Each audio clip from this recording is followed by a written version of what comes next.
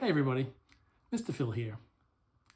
Today I want to talk about the OctoQuad, which is a new sensor that's available for FTC. The OctoQuad is an 8-input encoder interface. So it enables you to plug 8 standard FTC encoders into one module, which can be read as a single command by the FTC SDK. I helped develop this with my friend Michael back in 2022. We created this when the supply chain after COVID got disrupted and teams could only get one control hub. So we knew that there was going to be a problem with not having enough encoders for robots with a lot of manipulators. It didn't get approved that year, it didn't get approved the next year, but finally in 2024 it's been approved. It's not quite as essential if all you're looking for is just extra encoders. It's got a bunch of cool features that really can enhance your programming experience for your robot. I'll just go through some of the cool features of this board. First off, all the inputs are ESD protected, so we really recognize that static discharge is a problem on FTC sometimes, so we've gone to extra trouble to make sure this board is protected. There's a bunch of configuration parameters on this board that you can store in Flash, and so if there's a glitch on the power, it maintains its configuration, which is really also very useful. It plugs straight into a standard I2C connector that goes straight into the expansion hub or control hub. The SDK this year fully supports this board. You can talk to it using Android Studio Java, Onbot Java, or blocks. So let's talk about some of the special features of this board. First off, it exceeds most of the specifications of the encoder channels that exist in the expansion hub or control hub. One of these in particular is velocity measurement. Some people know that in the control hub, if you have a high resolution encoder running at a high speed, you can overrun the velocity count and get incorrect values. Instead of providing you counts per second as a velocity measurement, the OctoQuad gives you counts per sample interval, and you can specify the sample interval. So you can say, if you have a very fast encoder, you can say, give me the counts every 25 milliseconds, and that way there will never be any overrun. Or if you have a very slow encoder, low resolution encoder, you can say, give me the encoder counts over a full second, and then you'll get a very accurate reading, but it won't update quite as fast. So it's up to you as to which way you go. A very special feature of the OctoQuad is that not only can you configure these inputs as Quadrature inputs, but you can also configure them to measure pulse intervals. Now, why do you want to do that? Well, many absolute encoders provide a pulse output that's length indicates the position of the encoder. For example, the Rev through-bore encoder has a pulse width output signal, which tells you the position of the encoder. It has a pulse width that ranges from 1 microsecond to 1024 microseconds, and the length of that pulse indicates the position. So the OctoQuad has the ability to measure that pulse width and give you the position as a factor of microseconds. You can configure 4 or all 8 of these channels to do pulse width measurement. So for example, if you wanted to do a swerve drive that needed a encoder for the drive motor and an absolute encoder for the turn motor, you could run all 4 channels for all 4 wheels into this encoder. In addition to giving you an absolute encoder position, the OctoQuad can actually also give you an absolute encoder velocity. So if you wanted to tune a PID with position and velocity feedback, you could do that with these channels. Now, I will say that all of the channels, velocity and position, can be read in a single command through the SDK. So you can basically update all of your data, position and velocity for all 8 channels in 5 milliseconds if you just do a standard I2C call through the SDK. Another cool potential use for the pulse width measurement channel is taking signals from sonars. Quite often sonars, like the Maxbotic, will produce a pulse that tells you how far away your target is, so the OctoQuad can actually also measure that. So how do you hook up an OctoQuad? It's pretty straightforward. You take a standard control hub, pick one of the 4 I2C channels. Don't pick channel 0 because that's shared with the gyro, the IMU. Take the standard cable, plug it straight into the OctoQuad. It will get its power and all its data through that cable, and you're ready to go. So then if you have an encoder, here's a odometry pod. You can plug it in with the standard cable that comes with the encoder and plug it into any one of these channels. So with a standard cable that comes with the through-board encoder, it's set up to do standard quadrature channels. If you want to do absolute positioning, all you need to do is reposition one of the pins on this connector. With a small sharp tool, pull the pin out, move it across, plug it back in again, and you're ready to go. You can look up the spec for the through-board encoder to get the pin allocations, or the pin positions described in the samples that are included in the SDK.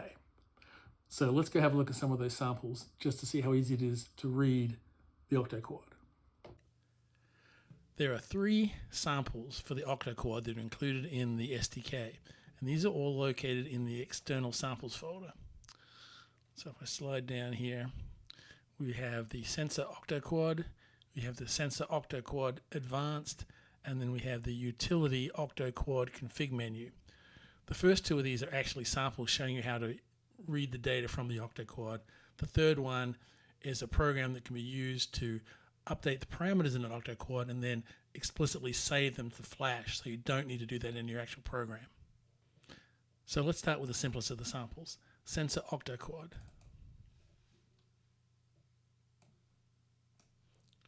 This runs pretty much standard to any of the typical sensor samples.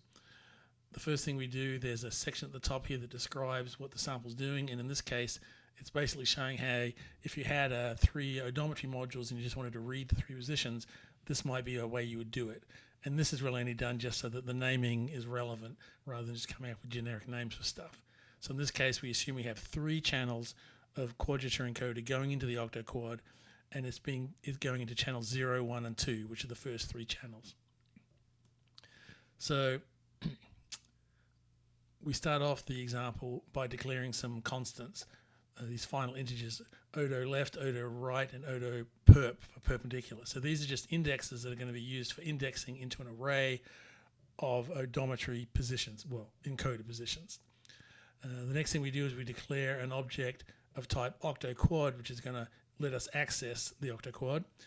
And then we declare 3 integer variables, which we're just going to use to store the odometry values, the encoder positions. And this is really only done for this sample so that we can collect them, display them. It's just a convenience thing. So now let's look at the actual main code of the op mode. First thing it does is it uses the hardware map to connect to the OctoQuad device, and this assumes that the name that you've assigned to the OctoQuad device is actually OctoQuad. It could be anything you want. It could be encoders, it could be odo, but whatever you put in your robot configuration needs to match this name here. Then immediately what we do is we use the OctoQuad class that we've created here, and we do a get firmware version call, and basically that gives us a string that we can then use to display on telemetry, and that's the first thing you see when you initialize this program. Something else that you may or may not need to do is to specifically set the directions of each of the encoder channels. This can be done in bulk or it can be done individually, and in this case, just for an example, we're reversing the left encoder, but we're not reversing the right and the perpendicular encoder. You would do this to make sure that when you push the robot forward or when you push it to the left, you get positive increasing values. Now, because we have changed these settings potentially, what you're going to want to do is save these parameters to flash. That means if for any reason a power glitch hits the OctoQuad and causes it to reset, then you will get your same encoder directions will be maintained. That's very useful. And then we just prompt the user to start the program.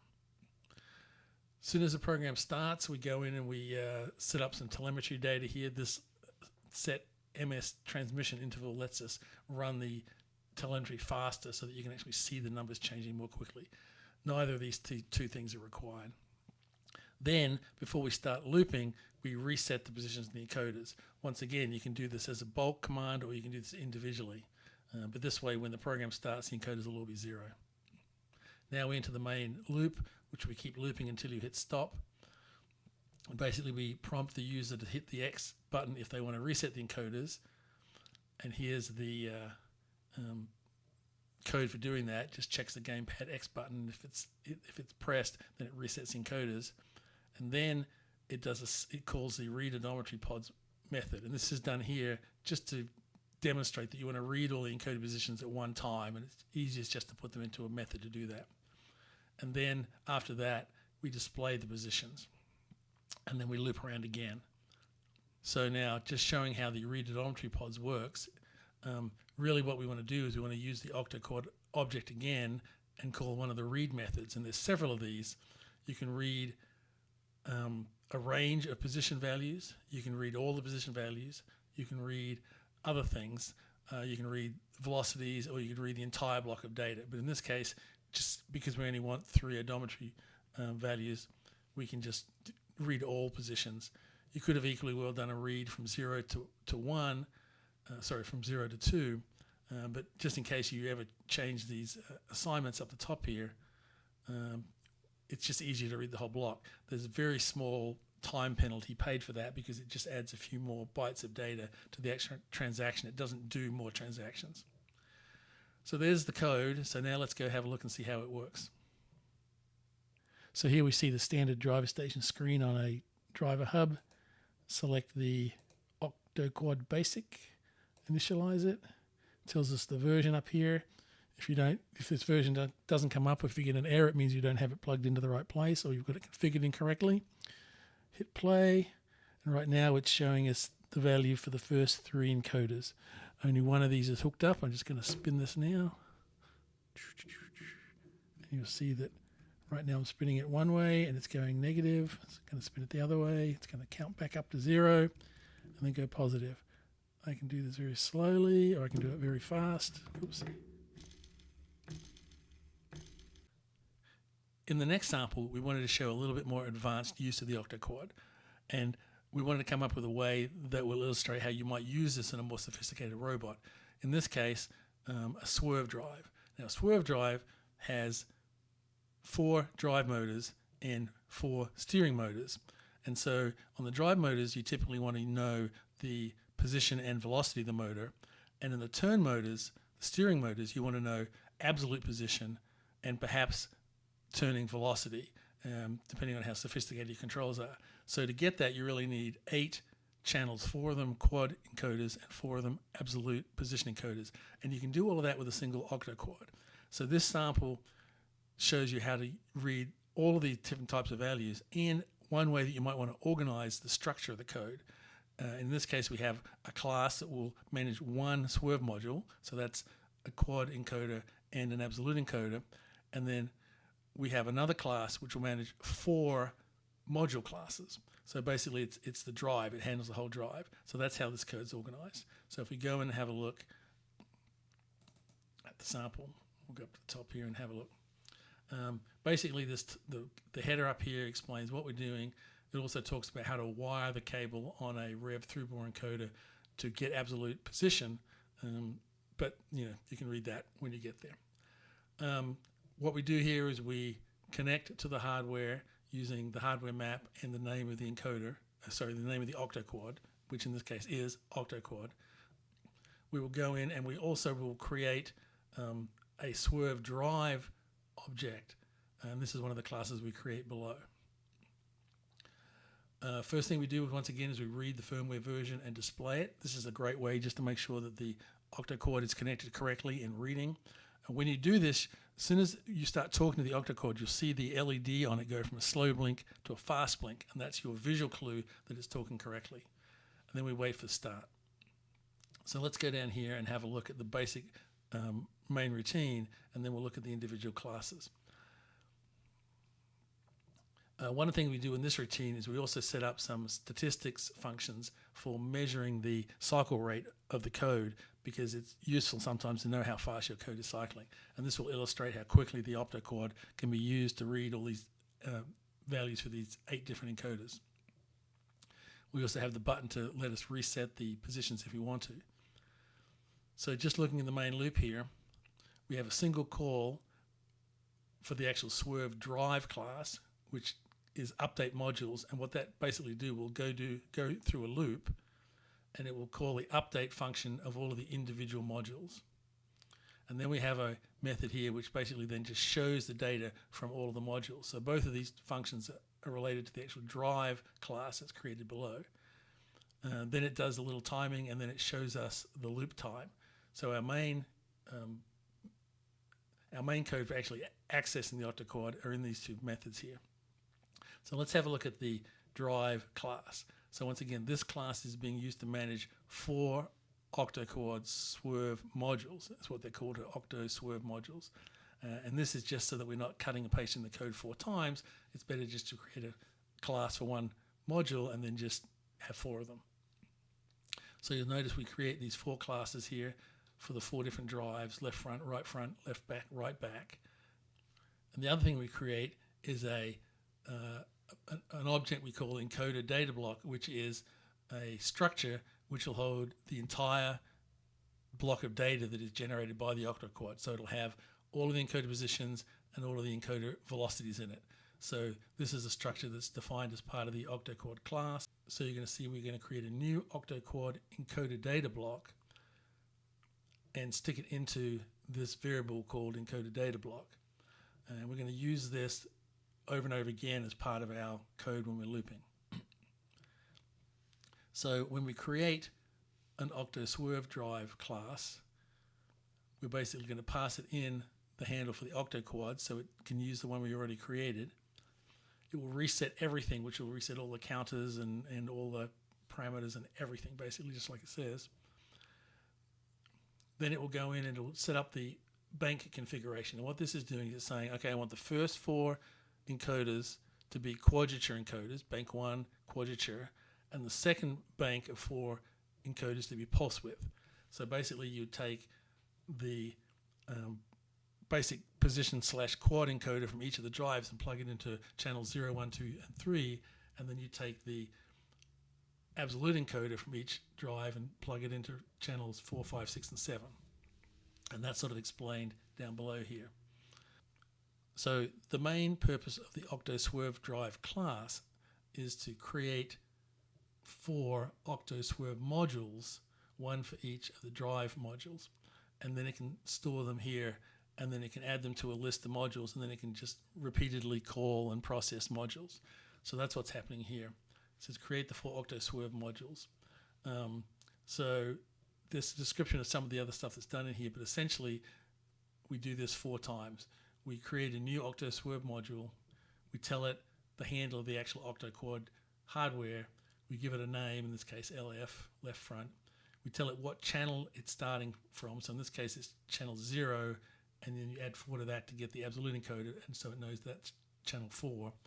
And then it has an angle offset, and that angle offset gets added to the steering encoder absolute value to orient it on the robot. We do that 4 times, one for each of the modules, and then we add that to the list of all modules.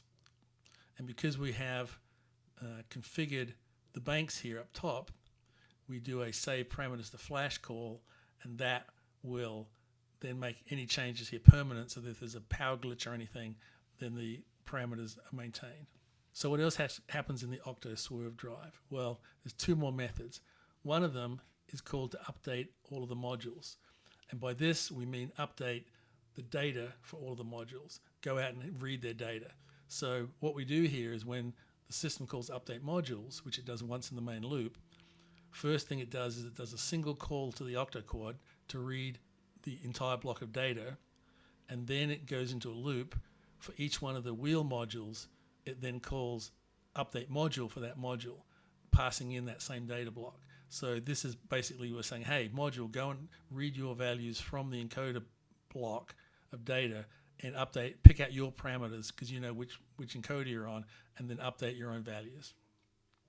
The last method in this drive class is the show method, which basically is called to display all of the drive data as telemetry so you can see what's going on.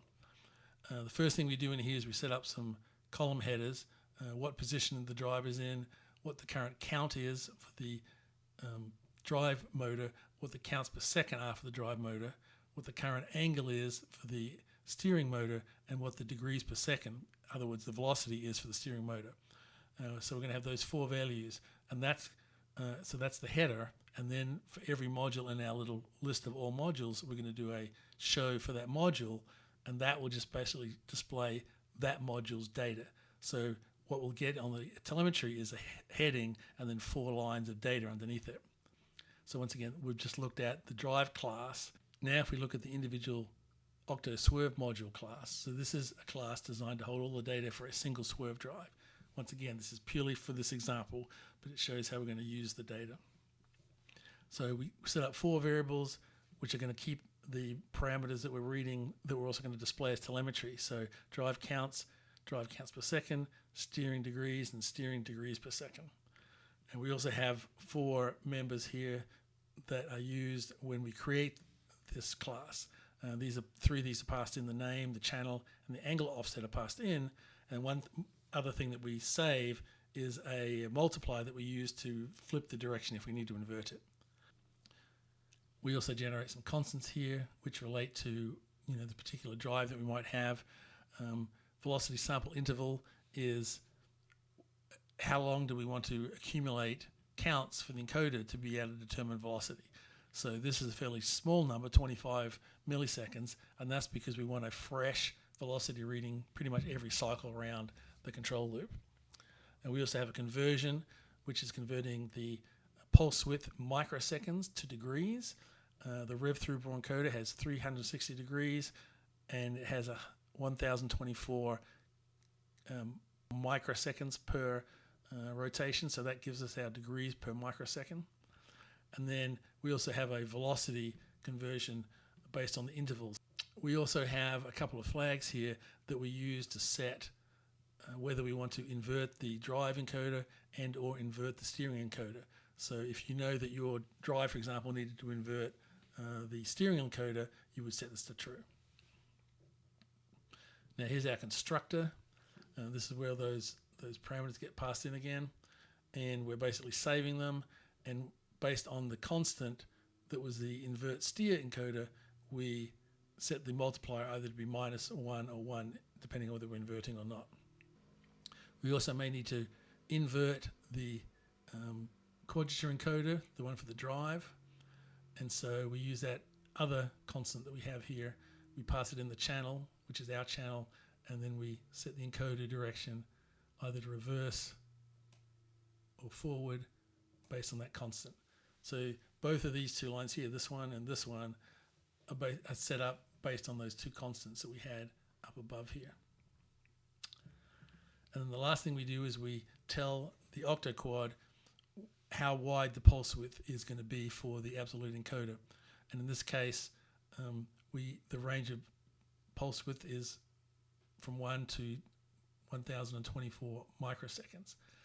Different encoders might have different pulse widths for a full rotation. This is what we have for the rev encoder. All right, so that's setting up the swerve module. And then when we call the update, this is where it actually needs to read its data. It gets passed in the full encoder block. So this code here is basically taking the data that's in that block from the OctoQuad and coming up with the 4 values that we want for our sensor data, essentially, for this module. So the drive counts just basically goes to the positions part of the encoder data block and passes in the channel. It says, give me the counts for this channel positions. Likewise, you can also ask the velocities block for the same channel, and then it actually multiplies it by the velocity samples per second to give you drive counts per second. Then it starts looking at the absolute encoder, and it's going to read the encoder position for the channel, and then it's going to multiply by the degrees per microsecond to get an angle, and then it's going to multiply by the steering direction multiplied in case it had to invert it. And then it's going to subtract the angle offset that we passed in, and then it's going to take all of that and normalize it to plus or minus 180 degrees. So that's doing that to get the steering angle, and then it does a similar thing for the velocity. It takes the velocity for this channel, converts it to degrees, and then it does the multiplier to invert it or not, and then it multiplies it by the sample interval constant to get degrees per second. So this gives us our 4 values that we want. And then finally, the show function for this class basically just displays those same 4 values here and gets the appropriate number of significant figures to display it. One of those parameters is, of course, the name of this channel, so the data is recognizable. Okay, so let's see what this code looks like when we run it. Here you'll see we're going to select the advanced OctoQuad sample, initialize it, we get our firmware version, hit play. So it's showing 4 quad encoders and 4 absolute encoders. So here's just one of the quad encoders. It's just counting like before. There's one way, count the other way. All right, so here's my absolute encoder. And you can see if I turn it slowly, it goes up to 180, flips to minus 180, counts back to 0 again, and goes up to 180. And you can see the degrees per second. I can get it to spin either direction. There's the positive, there's the negative. And you'll see my loop cycle times are down in the 5 to 6 milliseconds, and that's not optimized. That's just making the call, waiting for it to come back, and then looping again.